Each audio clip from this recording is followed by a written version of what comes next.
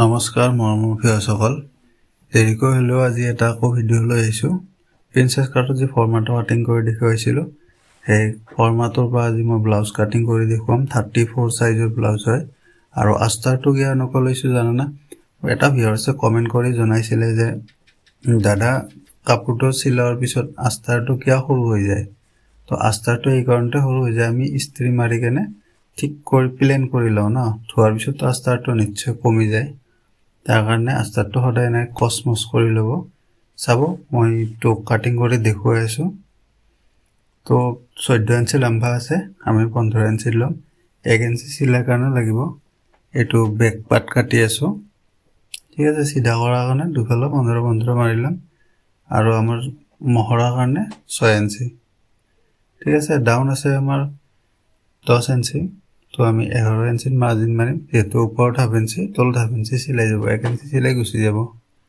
তো 6 ইঞ্চি এটা মাৰিছো সিধা কৰাৰ কাৰণে স্কেল দি ধুনীয়া কেনেকৈ সিধা সিধা মানে কি চিন চিলাই কেইটা মাৰি ল'ব চিলাই সৰি তো চিন কেইটা মাৰি ল'ব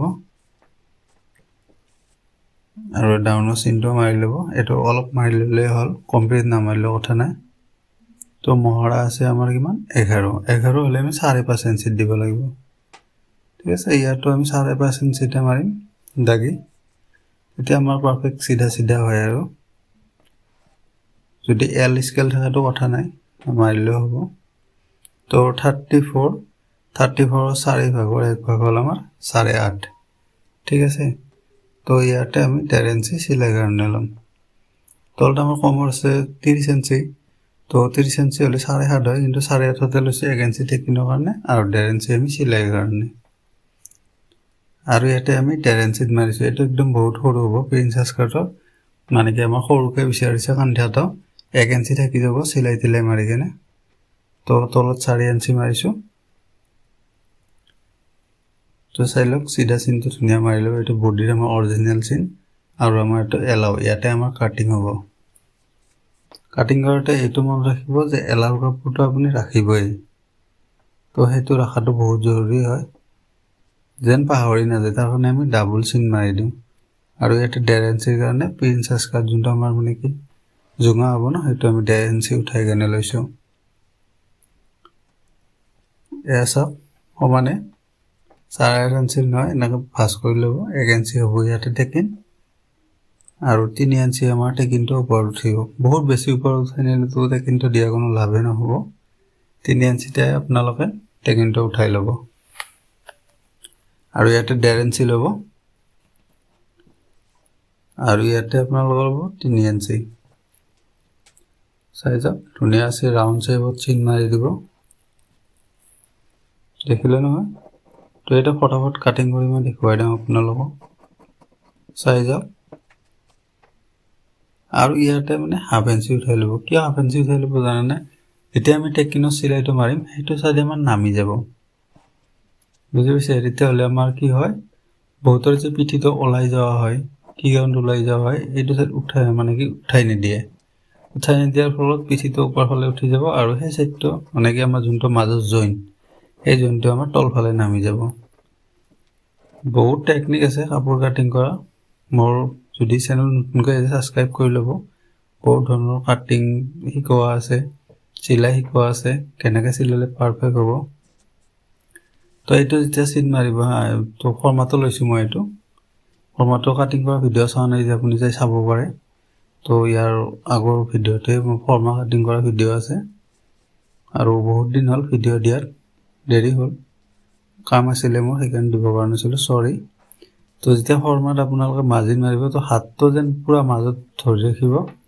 যেন ফৰ্মাটো লতবত নহয় তেতিয়ালে আপোনাৰ ডাঙৰ সৰু নহয় ঠিক আছে আৰু ইয়াতে চকে চিন মাৰিব চিন হেৰা সৰি চকে মানে কি চকৰ যোনটো চিন আছে দাগি এই দাগিটো কাটিং কৰি যাব নহলে বাহিৰত কাটিং কৰি গলে আপোনাৰ ডাঙৰ হ'ব যদি চকৰ বহুত ভিতৰত কাটিয়ে তেতিয়ালে সৰু হ'ব তাৰ কাৰণে চকৰ দাগিৰ মাজে মাজে কাটি যাব একদম পাৰফেক্ট হ'ব কোনো টেনশন নাই তো ফৰ্মা কাটিং কৰিব হেতু দেখুৱা আছে আপোনালোকে ফৰ্মাটো কাটিং কৰা চাব খুজিলে চাব পাৰিব চাই কেনে তো কেতিয়াবা মোৰ লেট হৈ যায় ভিডিঅ' দিয়াত, কাম বহুত থাকে যে তাৰ কাৰণে। আৰু আপোনালোকে যে বেছি ছাপোৰ্ট কৰে, নিশ্চয় যিমান কাম থাকিলেও টাইম ওলাই কিনে দিম। আৰু আপোনালোকে বহুত ছাপোৰ্ট কৰিছে, এনেকৈ ছাপোৰ্ট কৰি যাব আপোনালোকে, বহুত ভাল লাগে। আপোনালোকে এটা কমেণ্ট কৰিলে বেছি ভাল লাগে। Subscribe, comment, like.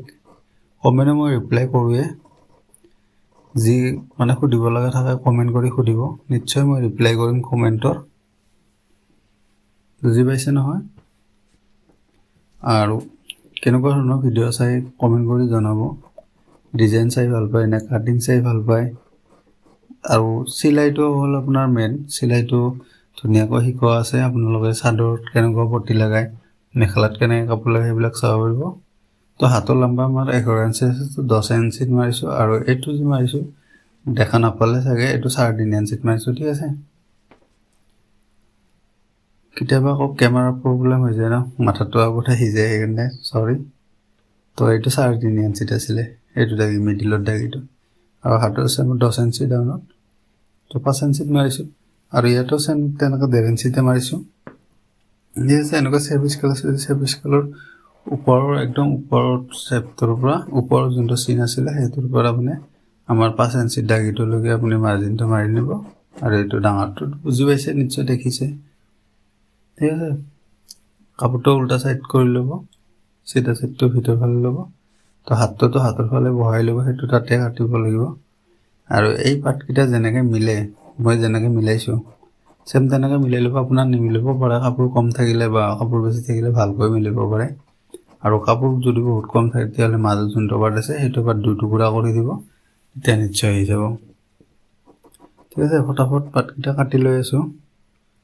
তো কাটা হোৱাৰ পিছতো মানে কি, যদি ভিডিঅ'টো চাই ভাল লাগিছে প্লিজ এটা লাইক কৰি দিব। আৰু কমেণ্ট কৰি জনাব ক'ৰ পৰা ভিডিঅ'টো চাই আছে, কেনেকুৱা পাইছে ভিডিঅ'টো চাই কেনে মোক। যদি আপুনি কিবা এটা হোৱা বুলি ভাবিছে, মানে কি লাভ হোৱা বুলি ভাবিছে, তেতিয়াহ'লে আপোনাৰ বন্ধু বান্ধৱী সকলোতো ভিডিঅ'টো শ্বেয়াৰ কৰি দিব। সকলোৱে শিকক, আপোনাৰ জৰিয়তে আৰু বেলেগো শিকক, তেতিয়াহ'লে আপোনাৰ লাভ হ'ব। আপুনিও শিকক আৰু আপুনিও আনক শিকাওক। ঠিক আছে। তো ধুনীয়াকৈ এনেকুৱা ভাজ কৰি ল'ব। চব কাপোৰ কিন্তু ভিতৰত ভৰাই ল'ব দেই, যিহেতু কাটিং কৰাৰ লগে লগে চিলাও নহয়। যদি চিলাই ভাল কথা, নহ'লে এটা পাৰ্ট ভৰাই গ'লে ইয়াৰ তাৰমানে পাৱাটো বহুত টান হয়।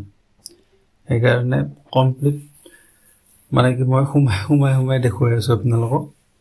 ঠিক আছে। যি আছে কমপ্লিট ল'ব। আৰু ভিডিঅ'টো ক'ৰ পৰা চাই আছে কমেণ্ট কৰি জনাব। তো থেংকছ ফৰ ৱাচিং। আজি ইমানেই আছিলে। Bye bye.